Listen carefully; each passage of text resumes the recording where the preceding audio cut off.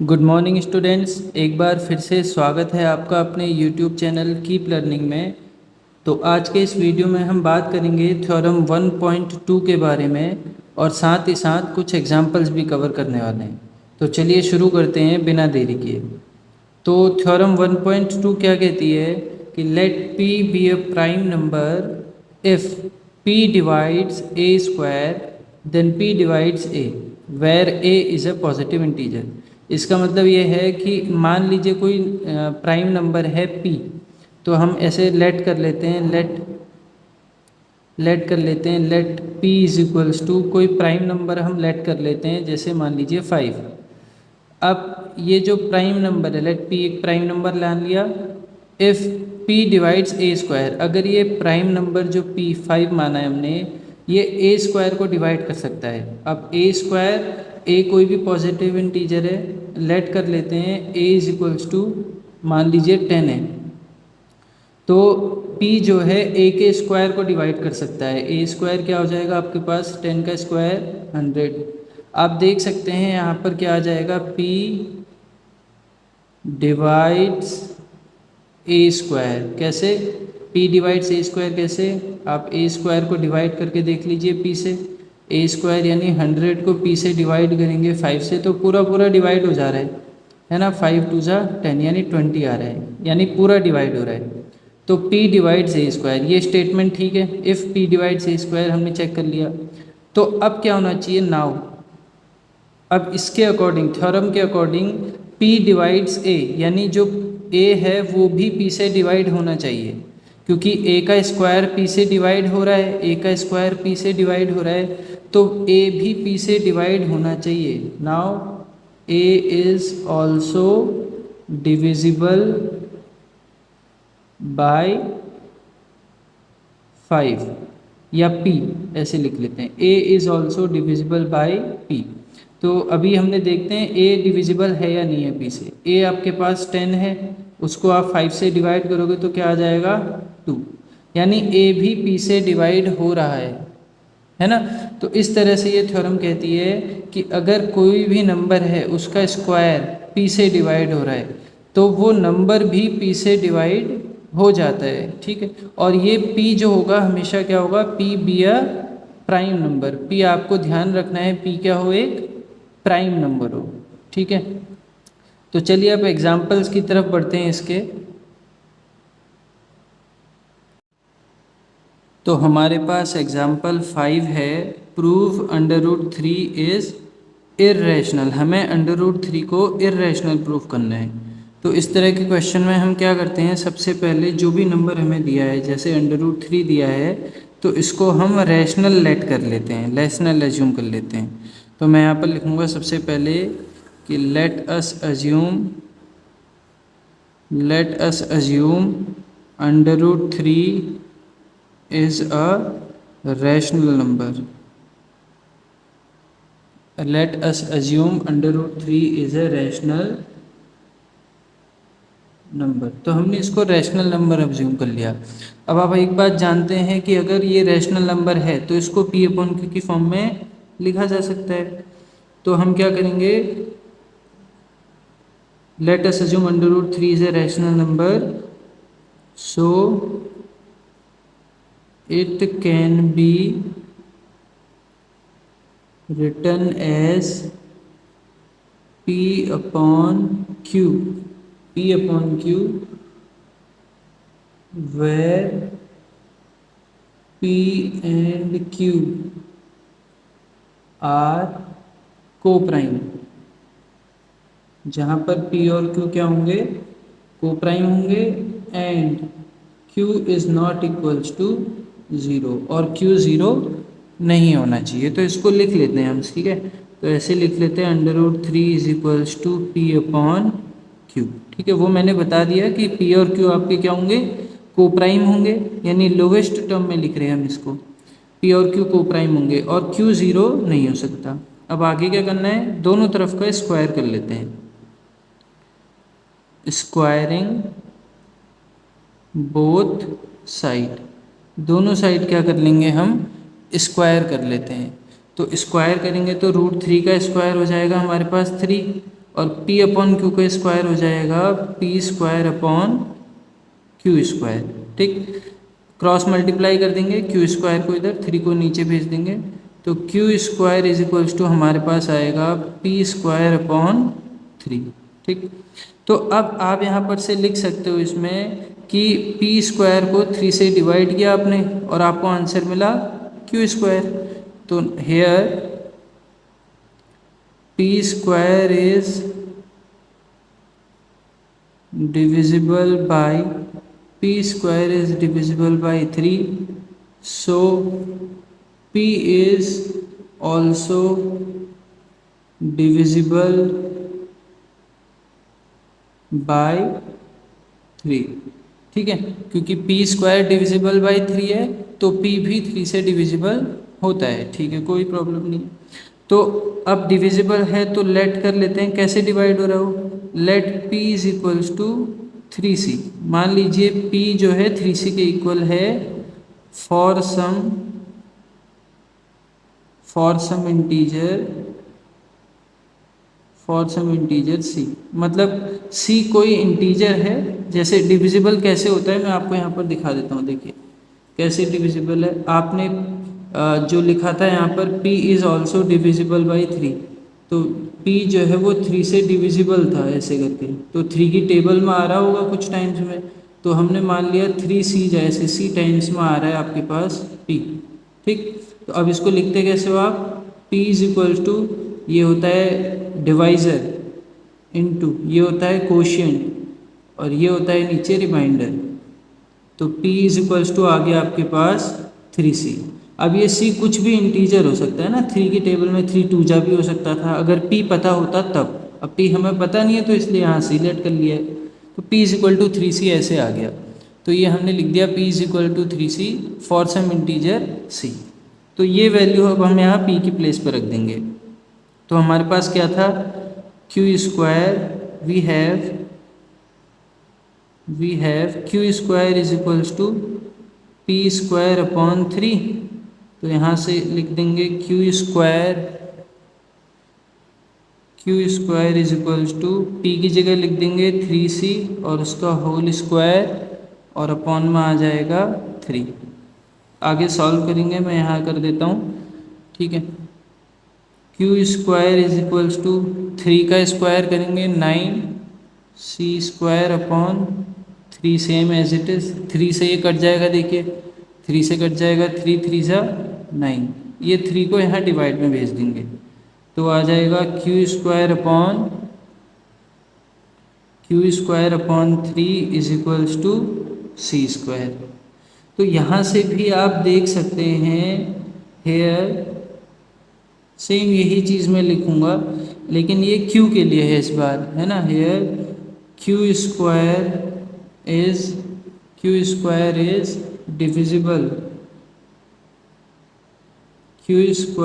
Divisible by 3। q square जो है वो 3 से पूरा डिविजिबल है, so q is also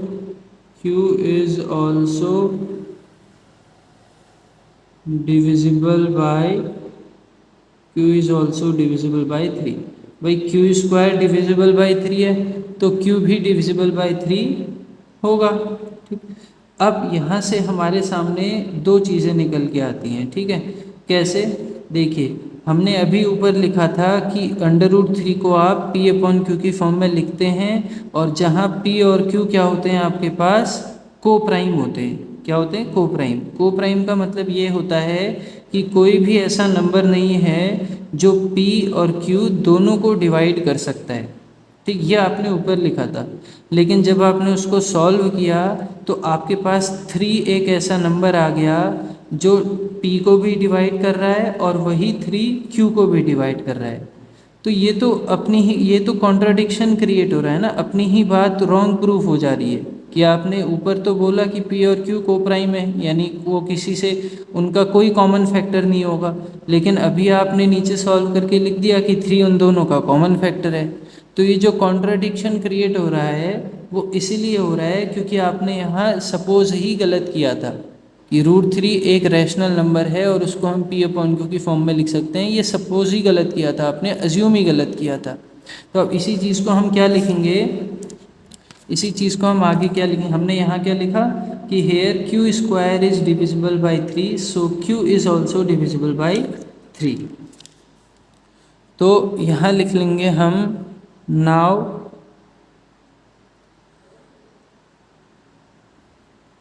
three is a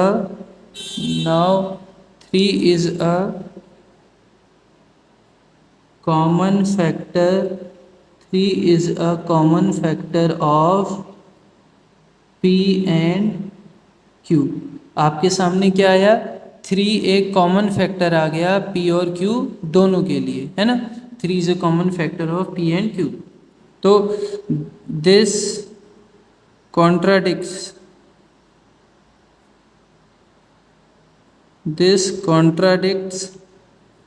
that fact, जो हमने this contradicts that fact P and Q are co-prime। ठीक है, अब ये क्या हुआ कि भाई 3 एक कॉमन फैक्टर आ गया P और Q का, तो ये तो इस बात को गलत साबित कर रहा है कि P और Q क्या है, को प्राइम है। तो ये जो कॉन्ट्राडिक्शन क्रिएट हुआ है वो क्यों हुआ है, this contradiction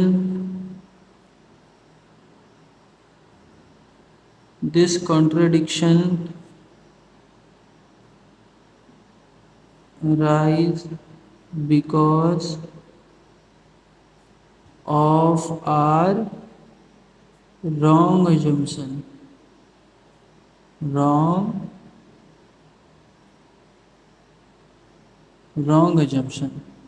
This contradiction arise because of our wrong assumption। हमने क्या wrong assumption, क्या wrong किया था, wrong assumption that, क्या wrong assumption किया था हमने, √3 is rational। This contradiction arise because of our wrong assumption that √3 is rational, so hence लिख लेते हैं, hence √3 is an irrational number।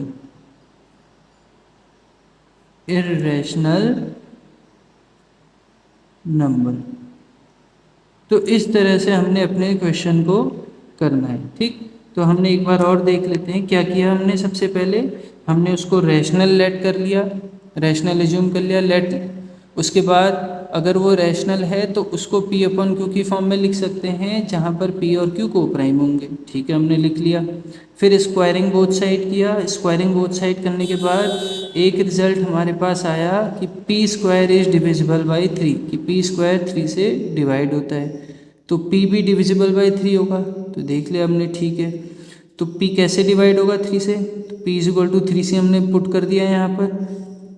तो क्या आ गया हमारे पास कि Q² = P²/3। वैल्यू पुट करके सॉल्व किया तो हमारे पास आया Q²/3 = C²। तो यहाँ से हमने कंक्लूजन लिखा कि Q² is divisible by 3, so Q is also divisible by 3। तो दो चीज़ें निकल गई।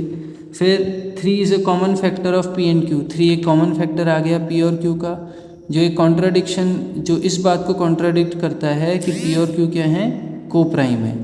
तो ये कॉन्ट्राडिक्शन अराइज हुआ क्योंकि हमने रॉन्ग अजम्पशन किया था कि √3 एक रैशनल है, हेंस √3 क्या है, एक इरेशनल नंबर, वो रैशनल नहीं है। तो चलिए बढ़ते हैं अगले क्वेश्चन की ओर। तो अगला क्वेश्चन है हमारे पास, अगला एग्जाम्पल है, शो दैट 5 - √3 इज़ इर्रेशनल। हमें प्रूफ करना है कि 5 - √3 क्या है, आपका इर्रेशनल नंबर है। तो सबसे पहले हम वही करेंगे, इसको सपोज कर लेंगे कि ये कैसा नंबर है, रैशनल है। ऐसे लिख लेते हैं, let us assume that 5 - √3 is a rational number. Rational number. तो हमने इसको लेट कर लिया रैशनल नंबर। अब आप जानते हैं कि अगर ये 5 माइनस रूट थ्री रैशनल है तो इसको हम पी अपॉन क्यू की फॉर्म में लिख सकते हैं।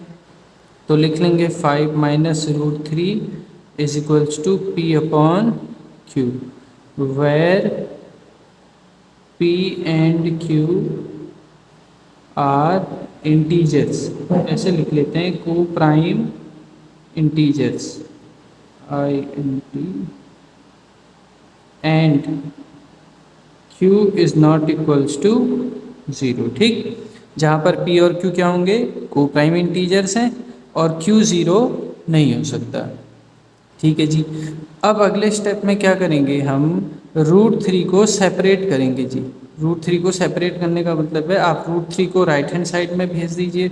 यहाँ पर 5 एज इट इज़ रहेगा, p अपॉन क्यू इधर आके माइनस का p अपॉन क्यू हो जाएगा और रूट थ्री दूसरी साइड में सेपरेट हो जाएगा। माइनस का रूट थ्री है, उधर जाके प्लस का रूट थ्री हो गया। ठीक, इसको सॉल्व करेंगे, ये हो जाएगा 5q माइनस पी अपॉन में q is equals to root three. ठीक, तो यहाँ पर अब देखिए आप, ये जो 5p minus 5q minus P upon Q आया है ये एक रैशनल नंबर है। क्यों? क्योंकि आप देखिए p अपॉन क्यू इंटीजर है, रैशनल है। रैशनल में आप रैशनल घटाओगे या रैशनल जोड़ोगे तो दोनों में आंसर क्या आता है, रैशनल ही आता है। तो यहाँ पर हमारे पास राइट हैंड साइड जो है वो रैशनल आई है। यहाँ पर लिख देंगे हम 5q minus P upon Q as 5q minus P upon Q is rational, therefore under root three is rational. क्योंकि यहाँ पर आप देखेंगे कि 5q minus P upon Q एक रैशनल नंबर है और ये रैशनल नंबर रूट थ्री के बराबर है, तो रूट थ्री भी क्या होना चाहिए, रैशनल होना चाहिए। बट लेकिन क्या हो रहा है, this contradicts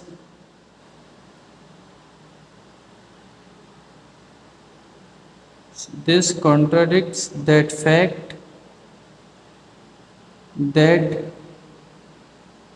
under root three is irrational.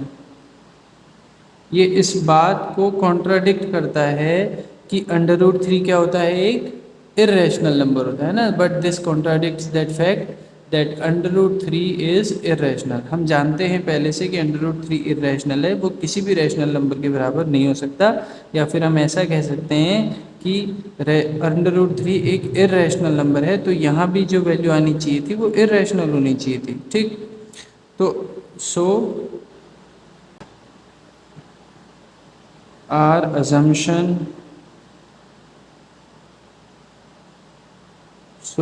assumption was wrong. Our assumption was wrong that 5 minus root 3 is rational. So our assumption was wrong that 5 minus root 3 is rational. Hence 5 minus root 3 is irrational. इसलिए क्या होगा, 5 minus root three एक irrational number होगा। तो ये हो गया है आपका एग्जाम्पल नंबर 6। चलिए बढ़ते हैं अगले क्वेश्चन की ओर।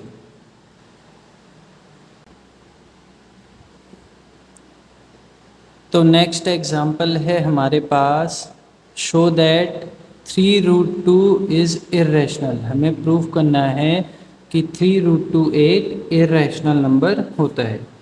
तो हमेशा की तरह हम सबसे पहले इसको लेट कर लेते हैं। Let us assume 3 root 2 is rational. Let us assume 3 root 2 is rational. तो हमने इसको रैशनल लेट कर लिया है। हमेशा की तरह अगर ये रैशनल नंबर है तो 3 रूट 2 इज इक्वल्स टू होना चाहिए पी अपॉन क्यू, यानी इसको हम पी अपॉन क्यू की फॉर्म में लिख सकते हैं, where P and Q are को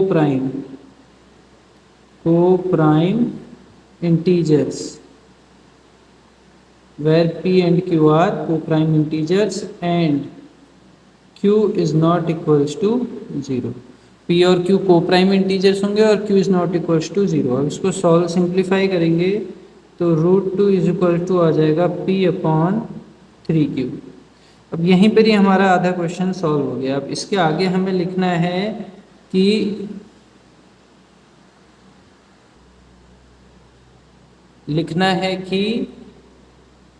p upon 3q, p upon 3q जो है रैशनल है। p upon 3q is rational. p upon 3q is rational. p upon 3q यहाँ पर रैशनल होगा क्योंकि ये रैशनल नंबर है, इसमें 3 का मल्टीप्लाई और कर दोगे 1/3 का तो ये भी रैशनल ही रहेगा, कोई प्रॉब्लम नहीं है। देयरफॉर